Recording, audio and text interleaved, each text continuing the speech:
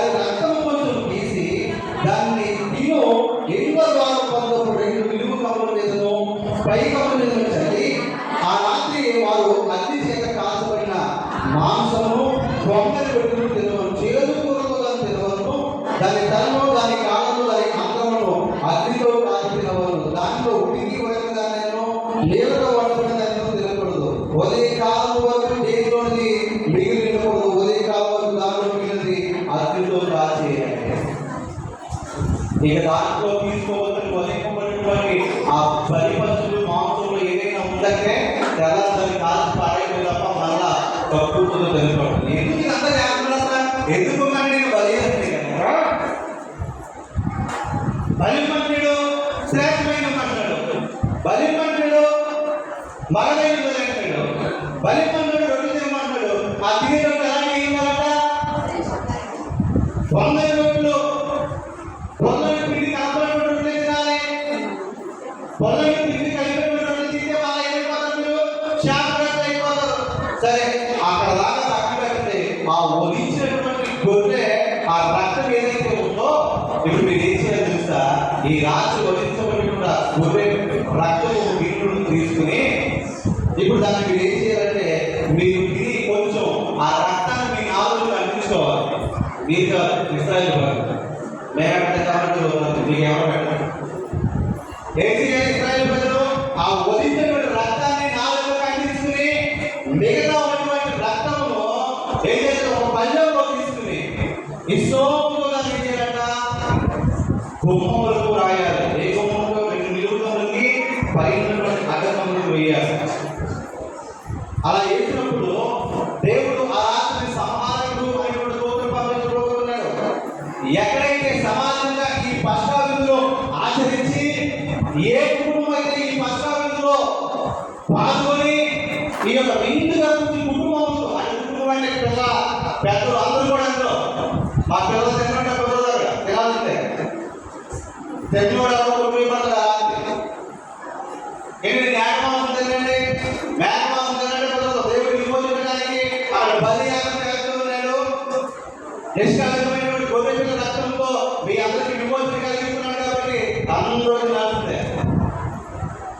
ఇప్పుడు ఆ కొయ్యబడినటువంటి గొర్రె మాంసంలో నుండి ఆ రక్తమును వేరుపరిచి వారు జీవిస్తున్న ఇళ్లకు ఎక్కడైతే ఎక్కడ చూస్తున్నారో వాళ్ళు మొదలుకొచ్చారు. ఎక్కడ? ఐగుప్తులో ఉన్నారు. ఐగుప్తులో ఉండి ఆ ప్రాంతంలో మరో వ్యక్తితో వాడే జీవిస్తూ ఉన్నారు. ఇప్పుడు సమాజం వచ్చి ఎవరి కుటుంబాలు ఏంటి?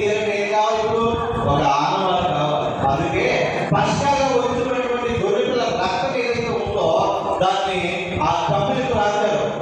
అది నిబంధన అంట. పస్కా నిబంధన ఏంటో తెలుసా? నేను విమోచిస్తున్నాను మిమ్మల్ని. సంహారం వస్తాడు. ప్రతి కుటుంబంలో ఉన్నటువంటి ఏ కుమారుడికైతే ఆ యొక్క నిబంధన ఉండదో ఆ కుటుంబంలో ప్రతి తొలిచూడి కుమారుడు చనిపోతాడు. అంతేకాదు పశువుల్లో ఉండైనా వారికి ఉన్నటువంటి ఏ జాతులైనా ఏదో ఒకటి కోల్పోతారు. ఇలా జరుగుతుంది. అయితే మీరు ఏం చేయాలంటే మీరు చాలా శ్రద్ధగా దీంట్లో పాల్గొన్నారు. పాల్గొన్న ప్రతి ఒక్కరు కూడా ఎలా పాల్గొంటుందా? కుటుంబంగా పాల్గొన్నారు. కుటుంబంలో ఏ ఒక్కడు కూడా దాన్ని పాల్గొనకుండా ఉన్నవాడు ఆ రాత్రి సంపాదించబడతాడు. ఆ నియమం పెట్టి ఇక్కడి నుంచి అనేక తరగతుల వరకు కూడా ఎలా తెలుసా? మీరు నాకు సాక్షాత్తుగా ఉండాలని యెహోవా దేవుడు ఇశ్రాయేలు ప్రజలకు ఆ నిబంధన పెట్టాడు. ఇప్పుడు వచ్చే 21వ అధ్యాయం చేస్తే కాబట్టి మోషే ఇశ్రాయేలు పెద్దలందరినీ పిలిచి వారితో నేను మీరు ఈ కుటుంబంలో చొప్పున 100 నుండి పిల్లలు తీసుకుని పస్కా పశువులు వధించుడి మరియు హిస్సోపుని తీసుకుని పల్లెలో ఉన్న రక్తంలో దాన్ని ఉంచి వారు కమ్మింది కానీ 2 నిలువు కమ్ములను పల్లెలో ఉన్న రక్తము తాకిపోవలను. ఇది ఎక్కడుంది? హిస్సోపు అంటే ఏంటి? దేవుడు చెప్పినట్టు చేయాలి. అక్కడ ఏం చెప్పారు తెలుసా? రక్తం వదిలించండి, దాన్ని చేతితో రాయకూడదు. పెయింటింగ్ బ్రష్తో రాయకూడదు. దానికి కూడా ఒక సూచన చెప్పాడు. ఏంటో తెలుసా? బట్ట సందులో పెరిగేటువంటి ఒక విలువైనటువంటి మొక్క ఉంది, అదే హిస్సోపు. అది చాలా పవిత్రమైన మొక్క.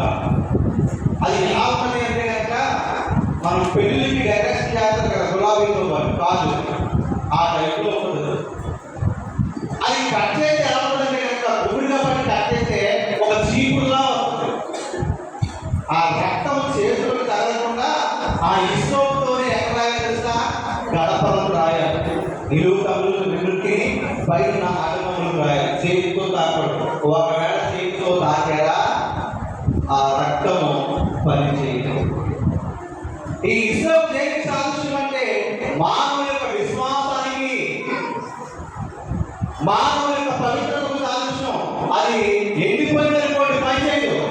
పచ్చిగా ఉన్న మొక్కను తీసుకుని అది ఎక్కడ ఉంటుంది కదా, బట్టల్లో బట్ట సభలో ప్రత్యేకమైన చోటు ఉంటుంది కదా, చాలా సువాసన ఉంటుంది కదా. ఆ యొక్క సువాసన పీల్చిన జీవితం ఆహ్లాదకరంగా ఉంటుంది. అంత శ్రేష్టమైన మొక్క అది ఎక్కడ వెళ్తే అక్కడ దొరకదు. ఎలా? బట్ట సభలో దొరుకుతుంది ఆ మొక్క. ఇప్పుడు దాన్ని ఎక్కడికి చేయించాలి? ఐదుగురులో ఉన్న వాళ్ళు ప్రయాణంతో వెళ్ళి ఎక్కడ తెచ్చుకుని ఏం చేయాలి? సేకరించి ఆ ఈ సోపుకు దాన్ని ఏం చేయాలంటే అక్కడి నుంచే చేయాలి. అంటే ఒక బ్రష్ ఆకారంలో ఇక్కడ ఆకారంలో చేసి దాన్ని ఆ పళ్ళలో ఉంచి దానితో ఆ యొక్క తెలుపు కమ్ములతో అడ్డకమ్ములను రాస్తే అది నిబంధనగా మారుతుంది. ఆ నిబంధనగా మారిన రక్తాన్ని చూసి ఇప్పుడు ఇంటి ద్వారం నుండి ప్రజలు వెళ్ళకూడదు ఎవరు రాసిన తర్వాత ఆ రక్తం